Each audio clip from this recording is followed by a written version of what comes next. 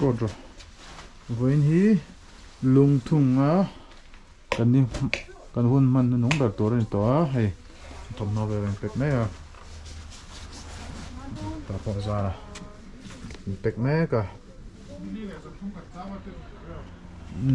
sợi đón, đi, đi để dần chúng mình chăm hônกันlâu mang về để để tối tại hiện ăn nuông cốc này, mình khen đến phải luôn à, đây kan chinh pui tur.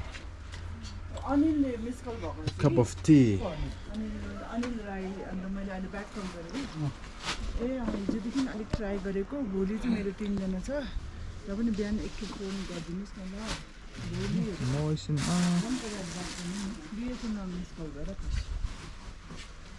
How many houses are here in this Lungtung almost village? 12 or 13. Okay. All are homestay. And not a permanent house, not like a permanent house. I mean, for homestay only. No permanent house is also there. But my permanent house is there. I bought this house. You leave this place in winter again, right? Yes, January, February, 2 months only. All of the people here are. No. They were all go down.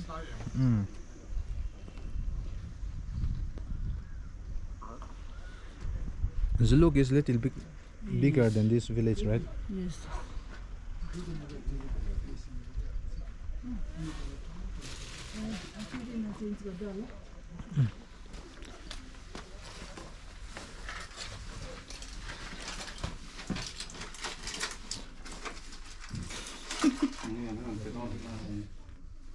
Đủ to riêng từ chỗ đầu.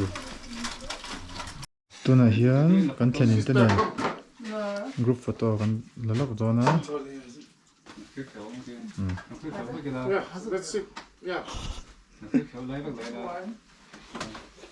Breakfast kan ai mai thla kan lalak do na kan khen na nu pa ni hen. An felisin mi te mo. First save. So breakfast, then take. Okay. One.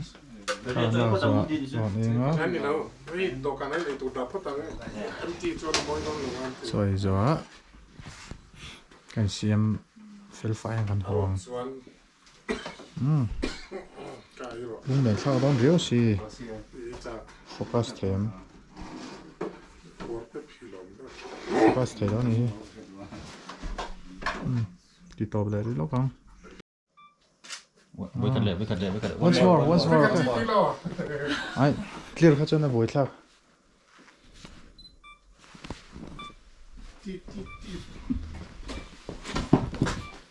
Smile.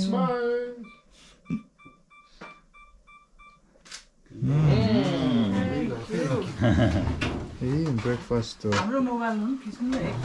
Breakfast. What's up? We'll send you there.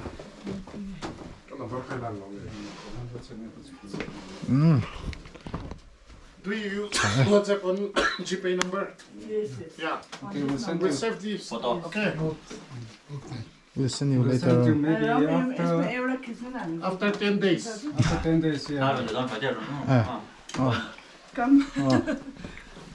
Ây dạ nó tục. Oh, selfie. Yeah. Selfie. Okay, thank you. Remember us Nice. now? Yeah. Remembrance. Breakfast. If it's okay if I keep this one here.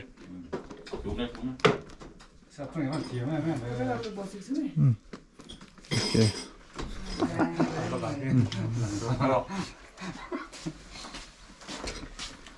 Đây anh xem mấy cái hay rồi hiện Siliguri lama Riktorin kalkan do ma chuan Darjeeling te pawh an tlaw dawn ani hmel Keima wangin turo. keimah awangin zara pawh ani tho Zara ni ve mi. ka hmu chaka ti ve tho lom ila hmu bik lon lomi Chu thana ko hu to. an room te hi alo fel thei khop mai hai an da fel tak tak chuan ngay để đâu rồi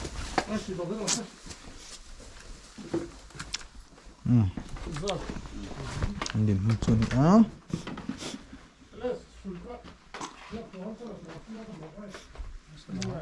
Wan baga kan trona. Tan la vút vút to mi đó ni. Player khai le song e. Player khai ka hon ngai lo.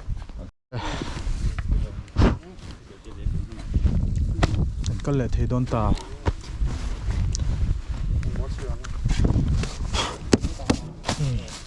Bor lom xia.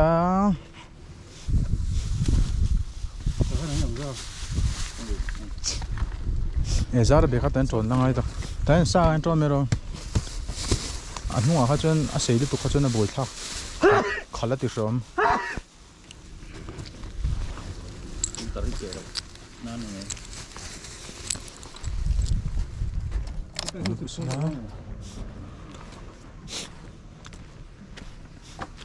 Hả bạn phốt thọ problem cho xiêm chuan lo. Để xem bài cái này kì anh na cái thằng cô ra rồi. Ta chụp thằng. Tôi lại con thả trong cô. Về thả chở đó nhỉ chứ à. Tôi nè thar xóm lại mình xóm bằng à. Cái gì mà hết vẫn mặc cái này.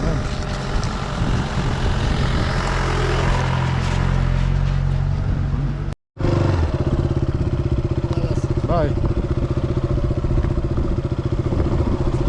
Bye.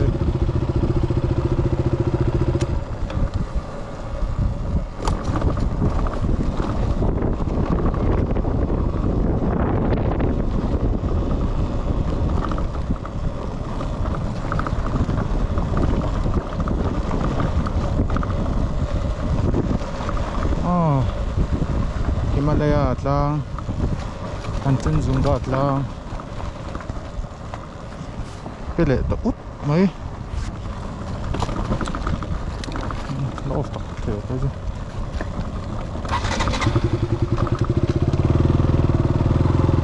Petrol ít lên đều lắm to đuôi. Nó chua.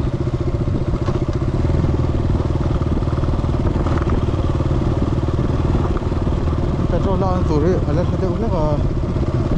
Để mà rèn đấy, ai nè. Nó lọt xuống.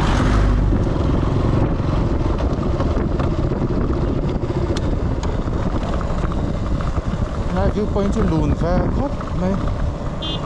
Mình có thể nhìn được rồi. Ô, chắc cái nó hiểu đấy gì nữa. Đi cho nên chân, tầm bi, đây là tầm bi view point. Phần đấy thì vẫn còn sinh hậu rồi. Khó thiêng chả mày. Có mình rồi đó. Đó. Cô bố lại. Rang sắp mày bốc xem mô. Yeah, còn có thằng đó lùng thu khua thì nó nào chút dâm đấy à. Rồi chứ. Story sẽ hẹp lại được vào.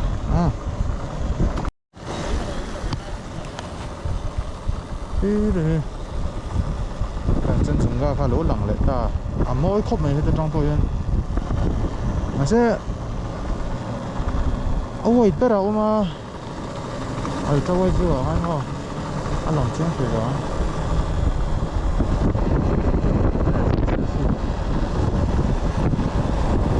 hotel Vedu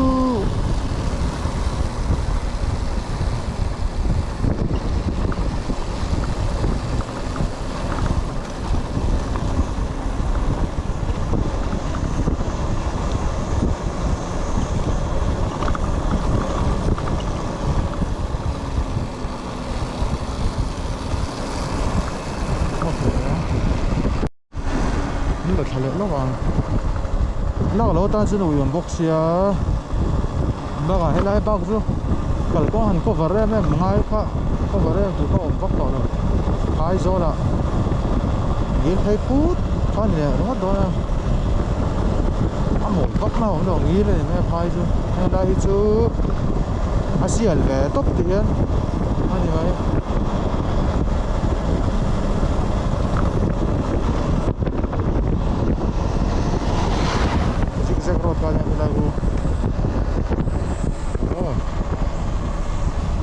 anh vết chuối đây này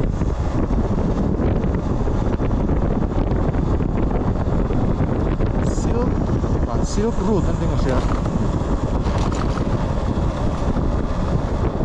và nó silk root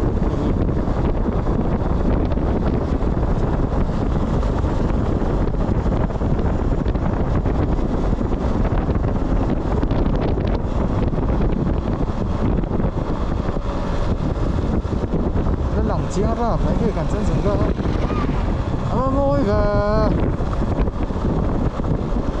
ngồi chỉ đây ngồi chỉ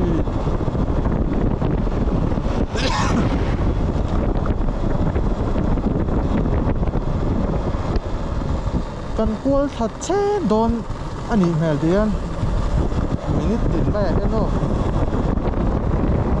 cuốn đâu này đồn nàyต้องโพสต์ตัวให้จากไอ้บ้านอาจจะก็จะว่าเช่นตัวมันจงรักกันตัววันเช่นน่าจะการกิโลเมตรสองพันนี่เป็นไรเนี่ยกูที่ได้มองตัวลุงผมไปแล้วกันผมทิ้งไว้งานติดตัวกันเนี่ยมันไม่ได้จะไหนเงี้ยเร็วเนี่ยมาเราจะทุยครบไม่จ้างให้สร้างพวกเขาเอ๊ะทางวัวไม่เรียนอุ้ยตะกันนี่Kanchenjunga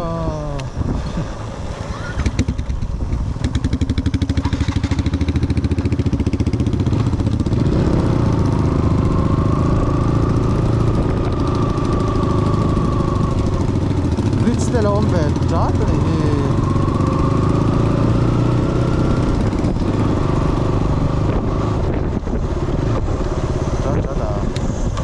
petrol ren ngai boxi dễ mà không lên hơi chân lỏng thầy tổ kết lỏng cần chân dừng vào dừng công ty nó đón theo nghe một này là bắt bú của mấy bắt buổi tax hay tổ R15 này là West Bengal lắm bao nhiêu ha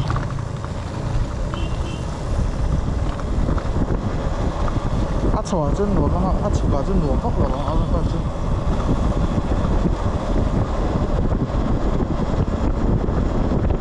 ơi dịch dịch rồi thì là full lố lố mỗi về luôn nè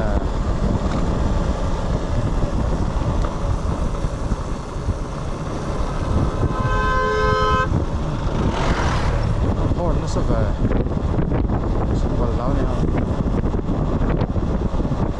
công qua là hiền cả thiên phú hiền mi ắt thể về đâu chỉ na cả hai cái gì tổng phân nó với cả trốn lục địa và sẽ ăn thịt về đó sẽ bóc xe ăn lẩu chạy nó gì đi sẽ coi đấy là lẩu chứ xin thấy đã chứ từ lỗ tổ về là tràn qua đây mấy giữ lục 5 km sẽ lo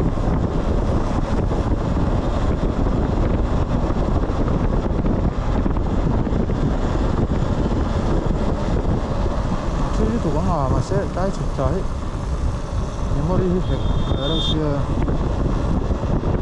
có là để bắt đầu để xưa tay đen nổi lên đi tàn ra bây giờ anh đủ tổ quảng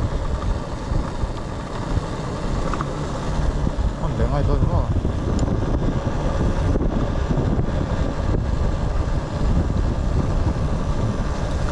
Ngay lầu tôi là ngay à?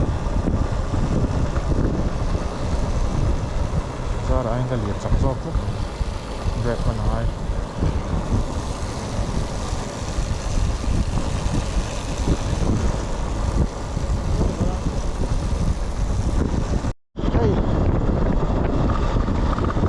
ลูกพัวจะกันเพ่งขับเลยตาสิไปหุ่นสิไปเกมอันนี้ก็ว่าเฮ้ยนายบอกการไปลำปองที่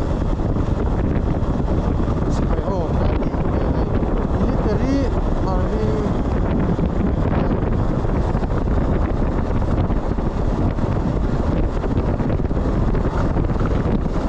โฟโตกราฟีโปรฮิบิเต็ดอะไรเลยสิ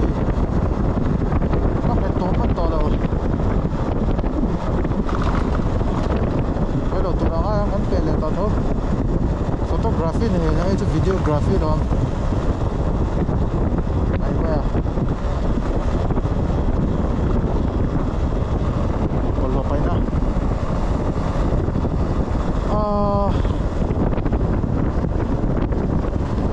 body sau hi anh lâu phèn khop mai nung cha anh ngắm đàn này hiện mo khi thì lại tầm view point của nó khan thì mình là khá sợ thar thả về phần là ta anh sợ thar thả lạc tất cả anh này nha ngắm đàn mo anh khỏi nó ai đâu thì phết sẽ vào cái point thôi Ramsa thì chú thả đầu chuan ngắm mày sẽ rắn nặng em cho ngắm thấy chúng nó chân cho phát triển xiêm đàn đầu miêu ngắm đầu thôi là chú anh này chỉ thấu được cho ngắm thấy cốc này tụt thả đầu nó là chuan chú giờ thì con cái em tôi nó hun cái em tôi nó chọc cốc này cái gì vậy nó này sava anh cha hậu đấy là thả ra ăn đồ này chuyện cũng chưa ăn tán sẽ về mà ăn được Christian dọc xí tới hiện ăn tục lâu tục speed break đúng không zuluk quá anh này cái năm này zuluk tí dọc tôi mới thấy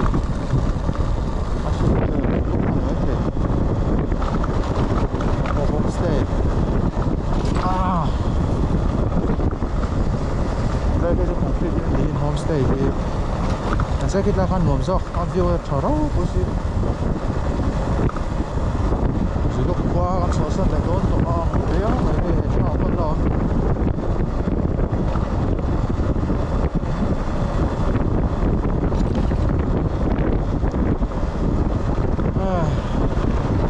nghĩa là mà cả lên chân nó lo yên nó chìm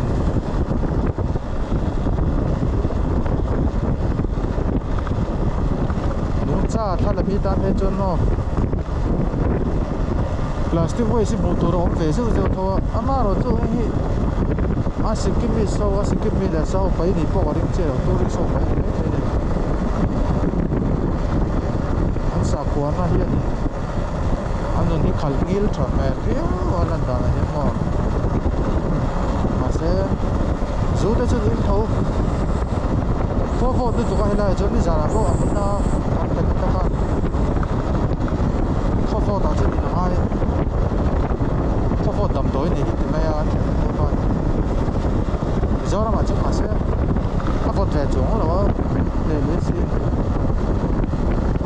giữ sưởi bỏ ra còn là bên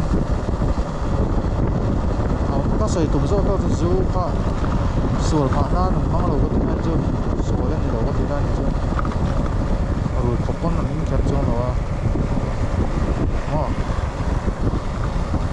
chút con nó ngay con Mizoram mo khơi lắm bằng ăn cái tiếng tắm mà sao đó là được con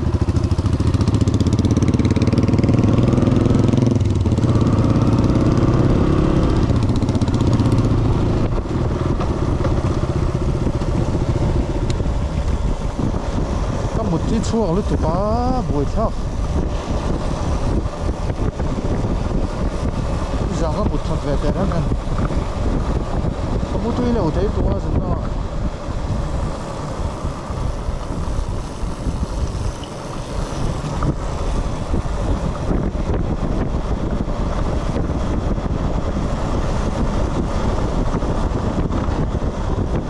tụi to riêng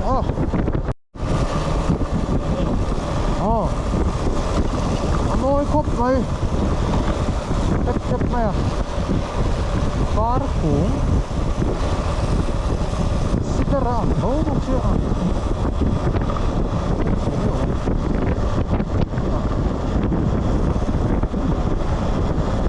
hiện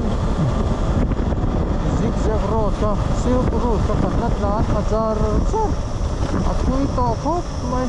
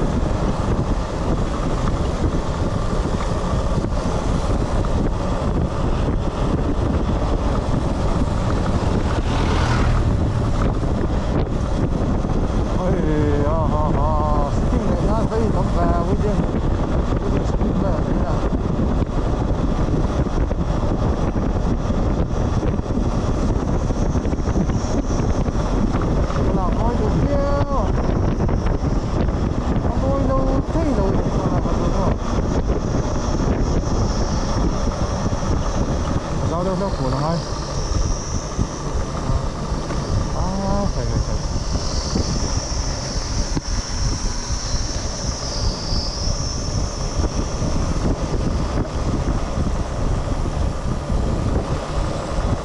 Sikkim thì đầu môi vậy thì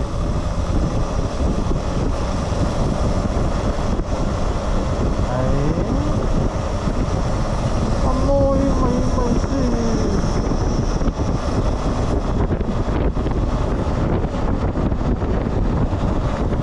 cô đi chở pháp anh chị các chị xuân đầu xuân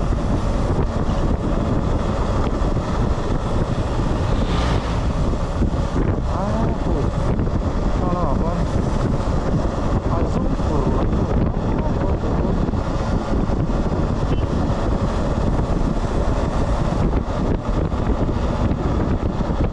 hiếm tiền kia là có một đầu tiền kia là hay anh gì có tụi đi sắp qua đi cho sao đầu xe có thô à có một tiếc có tôi là có thô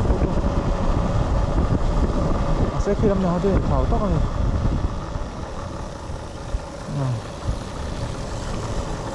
sợ lắm sợ rồi ta là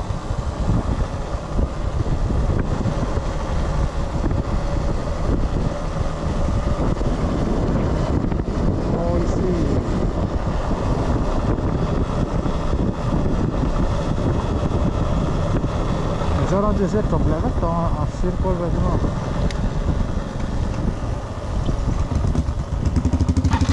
Kim chiang sa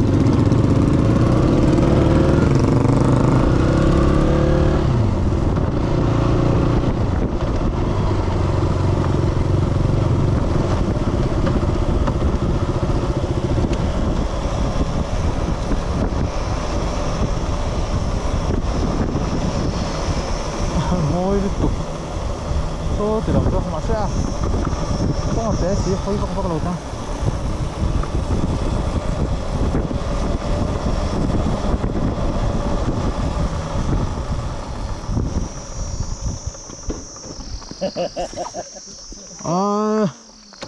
so phú bé rất tuyệt mày hết video với cái gì so phú chiang hay chú rất phút chiang lâu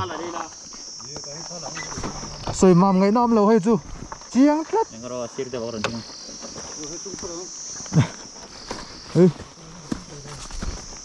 rít khóc bằng bụng rồi còn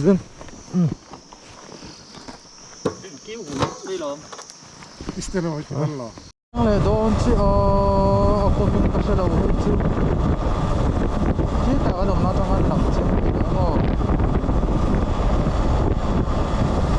anh siết bạn chứ mà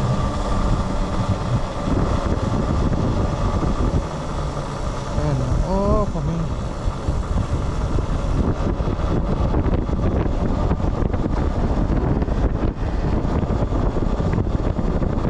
ai diệt cái đâu về đâu về rẽ không rồi nó bay con thấu thì người ta có rồi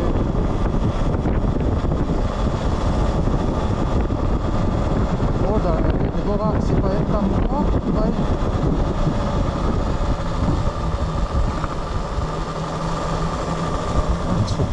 nó không chưa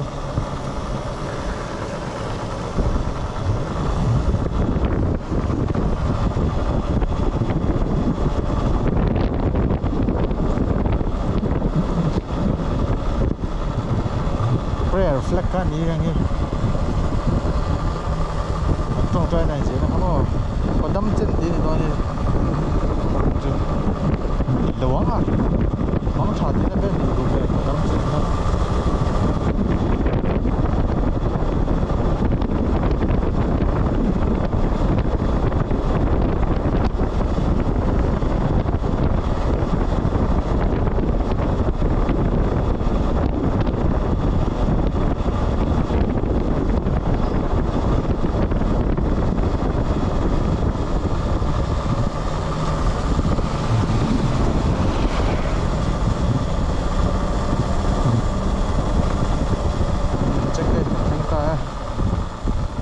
Pamit na lang sa Khawvel ha. Suan. đó nè đây đây chúng tôi đang apa mau saya sudah so